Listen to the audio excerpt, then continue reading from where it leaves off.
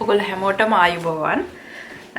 අදත් මම අලුත් රෙසිපි එකක් අරන් ඔයගොල්ලෝ ගාවට ආවා. අද මම පෙන්නන්නේ පාස්ලි වලින් කොහොමද රස සම්බෝලයක් හදාගන්නේ කියලා. අපි ඉන්න පැත්තේ අපිට ගොටුකොළ හොයාගන්න නැහැ. ඒක නිසා අපි මේ ගොටුකොළ සම්බෝලේ වගේම හරිම රසයි. අපි මේක හදාගන්නේ පාස්ලි වලින්. මම මගේ සම්බෝලයට අවශ්‍ය ingredients ටික මම මෙතන එකතු ප්‍රසන්ට් කරලා තියෙනවා මෙතන. මම මුලින්ම කරේ හොඳට පාස්ලි කොළ බන්ච් එකක් හොඳට හොදලා දෙතුන් පාරක්ම හොදලා මේකේ වතුර පොඩ්ඩක් බේරලා ඊට පස්සේ හොඳට කපා ගත්තා. ගොඩක් හීනියට කපා ගන්න. ඕගලන්න කැමති නම් පොඩ්ඩක් චොප් කරගන්නත් පුළුවන්. ඒ වගේම මම පාවිච්චි කරේ ඉතාලියන් පාස්ලි මේකට. ඒ වගේම මම අරන් තියනවා දෙහි බෑයක් මෙතන. ඒ වගේම ලුණු ටිකක්. මම ලුණු කාලයකට පොඩ්ඩක් අඩුවෙන් මෙතන අරන් තියෙන්නේ. ඔයාලගේ රස පදමට ලුණු පාවිච්චි කරන්න පුළුවන්. ලුණු, අමු මිරිස් රවුම් කපලා, ඒ වගේම පොල්. ගාගත්ත අමු පොල් මේ තියෙන්නේ. ලිම්ම අපි කරන්නේ පොල් ටික එකතු කරනවා.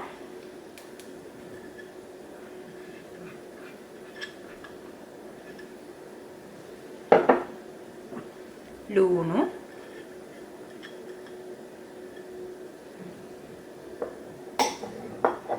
ඒ වගේම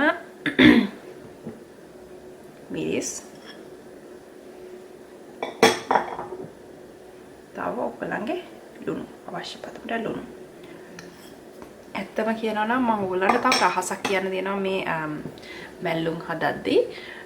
ගොඩක්ම සම්බෝලයක් වගේ ගොටුකොළ සම්බෝලයක් වගේ ඕනම දෙයක් අමු සම්බෝලයක් කනවා නම් ඒකේ රහස තමයි හොඳට අතින් අනන්න ඕන. හොඳට අතින් ගොඩක් වෙලා විනාඩියක් දෙකක් හොඳට අනපුවාම තමයි මේ මැල්ලුම මේ අවශ්‍ය දේවල් ඇතුළට ගිහිලා කොළේ ඇතුළට ගිහිලා ඒක රස කොළයට යන්නේ. දැන් මම කරන්නේත් ඒකම තමයි. අවශ්‍ය මේ පොල්, ලුණු, අමු මිරිස් ඒ දේවල් ටික මම හොඳට දැන් අත පිරිසිදු කරලා හොඳට අනා ගන්නවා. ඕගොල්ලෝ අතෙන් අනන්න කැමති නැත්නම් ඔයගලන්ට පුළුවන් වම් ගැඩියකින් පොඩ්ඩක් තලලා වගේ ගන්න. හැබැයි ගොඩාක් තලන්න එපා. දැන් මම මේ දෙහි බෑයක දෙහි තියනවා. බෑයකමත් නෙමෙයි පොඩ්ඩක් බෑයට වඩා පොඩ්ඩක් අඩුයි. ඒ දෙහි ටික මේකට එකතු කරනවා.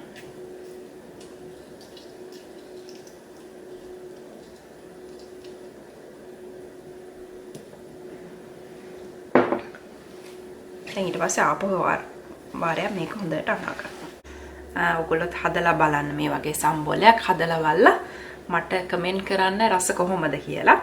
ඒ වගේම ඔයගොල්ලෝ මම දාන රෙසිපි වලට කැමති නම් අපේ රසකෑම් channel එකේ channel එකට කැමති නම් recipes වලට කැමති නම් මගේ YouTube channel එකට subscribe කරන්න. ඒ වගේම කමෙන්ට් කරන්න.